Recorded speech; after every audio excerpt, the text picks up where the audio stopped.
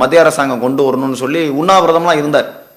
ஆனால் அவருடைய கோரிக்கையை ஏற்று மத்திய அரசாங்கம் அந்த சட்டத்தை அவங்க நிறைவேற்றிட்டாங்க.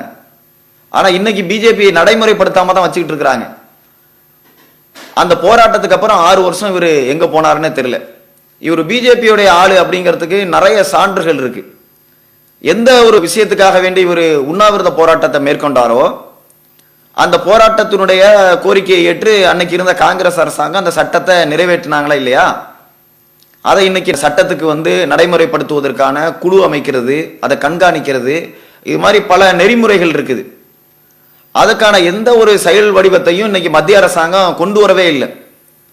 அதை எதிர்த்து இவர் என்ன பண்ணலன்னா இது வரைக்கும் போராட்டம் நடத்தவே இல்லை, குரல் கொடுக்கவும் இல்லை. ஒரு பீரியடு பிஜேபி ஆட்சி செஞ்சுட்டு திரும்பி தேர்தலை செஞ்சு மறுபடியும் 2வது வாட்டி ஆட்சி பொறுப்பை பிஜேபி வந்துட்டாங்க. வாயை திறக்காம இருந்தவர் தான் இந்த அண்ணா ஹசாரே.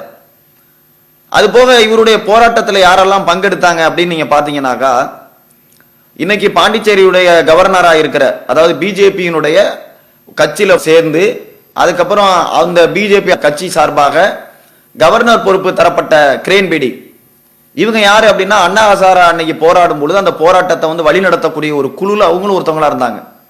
அப்படிப்பட்டவங்களுக்கு தான் பிஜேபி இன்னைக்கு கவர்னர் பதவி பாண்டிச்சேரியில கொடுத்திருக்கு. அப்ப இவர் ஒரு பிஜேபியினால் களமிறக்கப்பட்டவர் அப்படிங்கிறது வெட்ட வெளிச்சமா தெரியுது. அது போக அன்னைக்கு டெல்லியில முதலமைச்சரா இருந்தது யாரு அப்படின்னா ஷீலா அப்படிங்கக்கூடிய ஒரு பெண்மணி. அவங்க காங்கிரஸ் சார்பாக முதலமைச்சரா இருந்தாங்க. கிட்டத்தட்ட 3 முறை அவங்க டெல்லியில முதலமைச்சரா தொடர்ந்து ஜெயிச்சுட்டு வராங்க. அப்ப காங்கிரஸ் உடைய ஒரு கோட்டையாக டெல்லி பார்க்கப்பட்டது. அந்த கோட்டையை தகர்க்கணும். அப்ப என்ன செய்யலாம் அப்படின்னா நேரடியா காங்கிரஸ் யாரும் எதிர்த்து களமாடி அங்க டெல்லியில அந்த அரியணையை, முதல்வர் அரியணையை ஏற முடியாது. அப்ப என்ன பண்ணலாம், வேற ஒருத்தவங்களை அதுல களமிறக்கி காங்கிரஸ் உடைய செல்வாக்க சரிக்கணும் அப்படின்னு சொல்லிதான் அன்னைக்கு அண்ணா ஹசாரோடைய டீம்ல இருந்தவர் தான் கெஜ்ரிவாலுங்கிறவர். உங்களுக்கு எல்லாம் தெரியும். இன்னைக்கு டெல்லியினுடைய 2வது முறை ஜெயிச்சு முதல்வரா நாற்காலியில அலங்கரமாக செய்யப்பட்டிருக்கிறார். இவர் என்ன செஞ்சாங்கன்னாக்கா காங்கிரஸுக்கு எதிராக அந்த அண்ணா ஹசாரே டீமில் இருந்து வெளியேற்றி அவர் ஒரு அரசியல் கட்சியை ஆரம்பிக்க வச்சு காங்கிரஸுக்கு எதிராக தேர்தலை டெல்லியில சந்திக்க வச்சு இவர் முதல்வரா இன்னைக்கு பொறுப்பேற்கிறார்.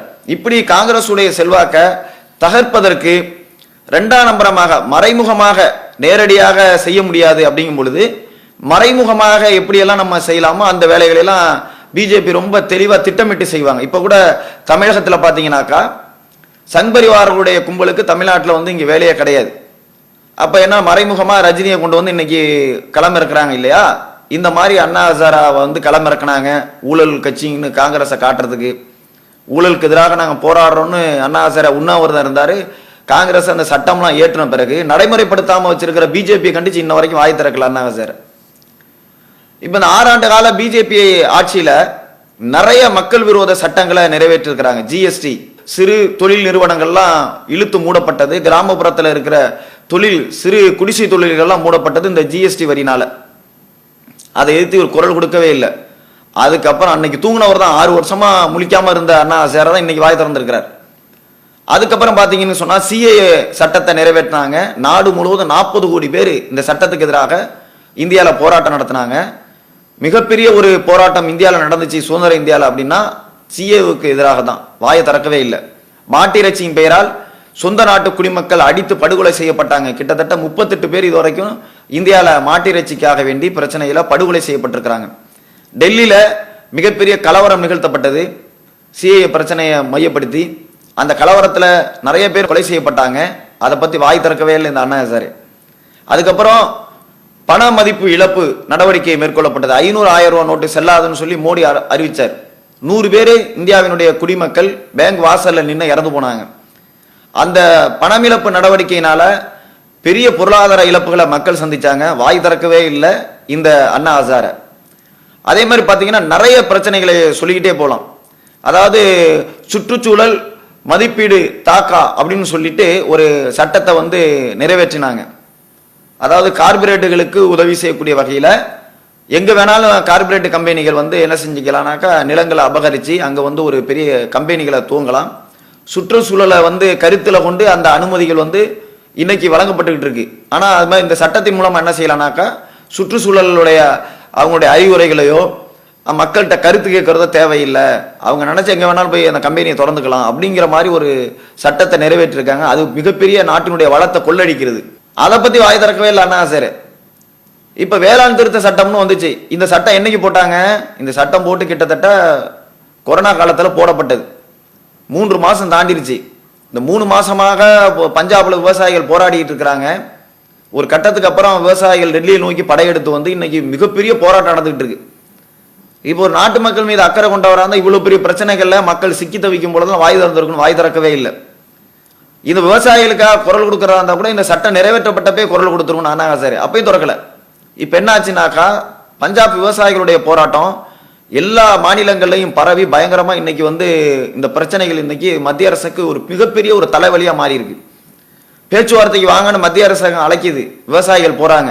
ஆனா விவசாயிகள் சொல்லக்கூடிய ஒரே ஒரு விஷயம் தான், இந்த சட்டத்தை ரத்து பண்ணணும், அவ்வளவுதான், உங்களோட வேற எந்த சமரசத்துக்கும் எங்களுக்கு நாங்க வரல இங்க அப்படின்ட்டாங்க. மத்திய அரசாங்கம் கொடுக்கிற தேநீரை கூட விவசாயிகள் புறக்கணிச்சுட்டாங்க. உணவு கூட அந்த பேச்சுவார்த்தையில புறக்கணிச்சுட்டு சொந்த உணவு கொண்டு வந்த உணவு தான் சாப்பிட்டாங்க விவசாயிகள். அந்த அளவுக்கு இந்த போராட்டம் இன்னைக்கு நாடு முழுவதும் பயங்கரமா பரவிக்கிட்டு இருக்குது. ஹரியானால பிஜேபி கவர்மெண்ட் தான் நடக்குது. ஆனா அங்க இருக்கிற பிஜேபி கவர்மெண்டே இந்த விவசாயிகளுக்கு எதிராக நிறைவேற்றப்பட்ட இந்த புதிய வேளாண் சட்டத்தை எதுக்குறாங்க, வாபஸ் வாங்கணும் அப்படிங்கிறாங்க. ஹரியானால இருக்கிற துணை முதலமைச்சர் பிஜேபி கட்சியை சேர்ந்தவரே சொல்றாரு, இந்த சட்டத்தை வாபஸ் வாங்கலைன்னா நான் பதவி விலகிடுவேன் அப்படின்னு சொல்லி எச்சரிக்கை விட்டுருக்காரு பிஜேபிக்கு. பிஜேபியினுடைய கிட்டத்தட்ட 20 ஆண்டு காலமாக கூட்டணியில நீடிச்சுக்கிட்டு இருந்த ஒரு கட்சி, சிரேன்மணி அகாலிதள்னு சொல்லக்கூடிய ஒரு கட்சி, பிஜேபியோட நீண்ட காலமாக கூட்டணியில் இருக்கக்கூடிய ஒரு கட்சி. அந்த கட்சி இன்னைக்கு என்ன பண்ணிருச்சுன்னா கூட்டணியை விட்டு வெளியில வந்துருச்சு. இந்த சட்டத்தை எதிர்த்து மந்திரி பதவி வைத்துக் கொண்டிருந்த அந்த கட்சியினுடைய மந்திரி பதவியெல்லாம் அவங்க தூக்கி எரிஞ்சிட்டாங்க, ராஜினாமா பண்ணிட்டாங்க. இந்த விவசாயிகளுக்கு எதிரான இந்த சட்டத்தை ரத்து பண்ணணும், இந்த சட்டத்தை ரத்து பண்ணணும் அப்படின்னு சொல்லி. அப்ப இந்த அளவுக்கு இந்த போராட்டம் வந்து பயங்கர தீவிரம் அடைஞ்சுக்கிட்டு இருக்கு. மத்திய அரசாங்கத்துல என்ன பண்றதுன்னு தெரியல.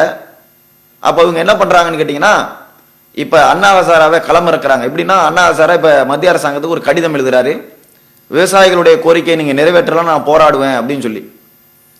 அப்ப இவருக்கு வந்து அக்கறையானா கிடையாது. இவர் பிஜேபியோட ஒரு பி டீமா தான் செயல்படுறாரு. என்ன பண்ணுவாரு, உடனே வந்து இவர் நான் உண்ணாவிரதம் இருக்கிறேன்னு உட்கார்ந்துருவார்.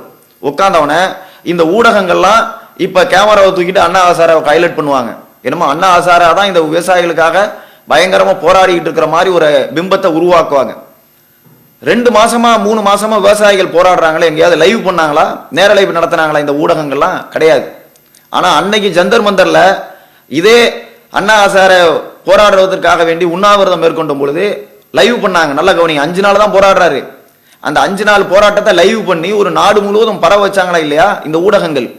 இன்னைக்கு கிட்டத்தட்ட 3 மாசமா நடந்துகிட்டு இருக்கு இந்த போராட்டத்தை. டெல்லியில லட்சக்கணக்கான விவசாயிகள் வந்து இன்னைக்கு படை திரட்டி போய் டெல்லியில முகாமிட்டு இருக்கிறாங்க. ஒரு ஊடகங்கள்ல கூட லைவ் பண்ணலன்னா பாத்துங்க. ஊடக தர்மத்தை இவங்க கடைபிடிச்சிட்டு இருக்கிறாங்க. ஆனா இவங்க என்ன பண்ணுவாங்கன்னா, சின்னத்திரை நடிகை சித்ரா தற்கொலை பண்ணிக்கிட்டா அந்த தற்கொலையை வந்து நேரலையில ஒளிபரப்பு பண்ணுவாங்க. போஸ்ட்மார்டம் பண்றதுக்கு முன்னாடி அந்த போஸ்ட்மார்டம் பிணவரையில கேமரா வச்சுக்கிட்டே நிப்பாங்க லைவ்ல. அங்க வேடிக்கை பார்த்துக்கிட்டு நிக்கக்கூடிய எல்லாரையும் லைவ்ல காட்டுவாங்க. அவங்களை அடக்கம் பண்றதுக்கு இறுதி ஊர்வலம் போனுச்சுன்னா அது வரைக்கும் லைவ் பண்ணுவாங்க. ஸ்ரீதேவி வெளிநாட்டுல இறந்து போயிட்டான்னு சொன்னா அந்த ஸ்ரீதேவி இறந்து போனதுக்காக வேண்டி இவங்க லைவ் பண்ணுவாங்க. யாருக்கு? நடிகைக்கெல்லாம். நடிகைகள்லாம் இன்னைக்கு வந்து லைவ் பண்ணக்கூடிய இது ஊடகங்கள் விவசாயிகள் நாட்டுடைய முதுகெலும்பாக இருக்கிற சோறு போடுற விவசாயிகள் போராடுற போராட்டத்தை லைவ் பண்ணவே இல்லை இது வரைக்கும். ஆனா இதே ஊடகங்களை பாருங்க, இந்த அண்ணா ஹசாரே திரும்பி வந்து அவர் உண்ணாவிரதம்னு சொல்லி போராட உட்கார்ந்தாருன்னா உடனே அவரு பக்கம் அந்த கேமராவை திருப்பி லைவ் பண்ணுவாங்க. எதுக்குன்னா மக்கள்கிட்ட அண்ணா ஹசாரா தான் போராடுறாரு அப்படின்னு மக்கள்கிட்ட பிம்பத்தை விதைப்பாங்க. ஒரு கட்டத்துக்கு அப்புறம் என்ன ஆகும், அண்ணா ஹசாராவை ஹைலைட் பண்ணுவாங்க. அதுக்கப்புறம் என்ன ஆகும், அண்ணா ஹசாரா வந்து மத்திய அரசாங்கத்தோட பேச்சுவார்த்தை நடத்துவாரு. சில திருத்தங்களை மத்திய அரசாங்கம் பண்றோம்னு சொல்லும், அண்ணா ஹசாரா நாங்க ஒத்துக்கிட்டு நான் வாபஸ் வாங்கிக்கிறேன்னு சொல்லி வாபஸ் வாங்கிடுவாரு. அப்ப வாங்கிட்டாருன்னு சொன்னா போராட்டம் 2 முனை போராட்டமாக மாற்றப்படும். பிஜேபி அரசாங்கத்துல திட்டமிட்டு ஊடகங்களை பக்கத்துல வச்சுக்கிட்டு ஊடகங்களும் இந்த துரோகத்துக்கு உடந்தையா போய் ஒரு வகையில விவசாயிகள் போராடிட்டு இருப்பாங்க, இன்னொரு பக்கத்துல அண்ணா ஹசாரே போடுவாரு. 2 போராட்டமா மாத்துவாங்க. அண்ணா ஹசாரே போய் என்ன பண்ணுவாரு, சமரச பேச்சுவார்த்தைக்கு உடம்பட்டுட்டு வந்துருவாரு. அப்புறம் மறுபடியும் வெளியில வந்து அந்த போராட்டம் வெளிவிழந்த போராட்டமாக அப்படியே ஊடகங்களால் பிம்பத்தை உருவாக்குவாங்க. அண்ணா ஹசாராவே பேட்டி கொடுப்பாரு, நீங்க போராட்டத்தை வாபஸ் வாங்கிங்க, தேவையில்லாம போராடாதீங்க, விவசாயிகளை பார்த்து சொல்லுவார். இப்படி ஒரு கருத்து உருவாக்கத்தை இந்த அண்ணா ஹசாராவை வைத்து ஊடகங்களை பக்கபலமாக வைத்திருக்கிற மத்திய அரசாங்கம் இன்னைக்கு அண்ணா ஹசாரை வைத்து இந்த திட்டத்தை நிறைவேற்றுவதற்கு தான் இந்த அண்ணா ஹசாராவை களமிறக்குகிறார்கள். ஒரு காந்தியவாதி மாதிரி, மறுபடியும் மகாத்மா காந்தியே வந்தது மாதிரி எல்லாம் சித்திரத்தை வரைஞ்சாங்க இந்த ஊடகங்கள்.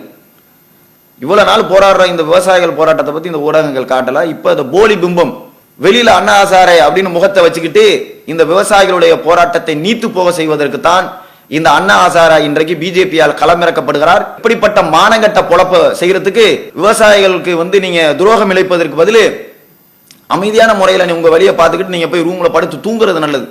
விவசாயிகள் தங்களுடைய உரிமைக்காகவும் நாட்டினுடைய வளத்துக்காகவும் நாட்டை காப்பதற்காகவும் போராடி கொண்டிருக்கிறார்கள். அவர்களுடைய போராட்டத்தை நீர்த்து போவதற்கு அண்ணா ஹசாரே களமிறக்கப்பட்டால் அது ஒரு காலத்திலும் முடியாது. ஒரு அண்ணா ஹசாரா இல்ல, லட்ச அண்ணா ஹசாரே இப்படி இறங்கினா கூட விவசாயிகளுடைய போராட்டம் சரியான பாதையில செல்லும். இது உரிமைகளுக்கான பிரச்சனை என்பதை இந்த நேரத்தில் மக்கள் புரிந்து கொள்ள வேண்டும். போலிகளுடைய முகமூடியை மக்கள் தெரிந்து கொள்ள வேண்டும் என்பதை இந்த செய்தியும் சிந்தனையும் வழியாக உங்களுக்கு தெரிவித்துக் கொள்கிறோம்.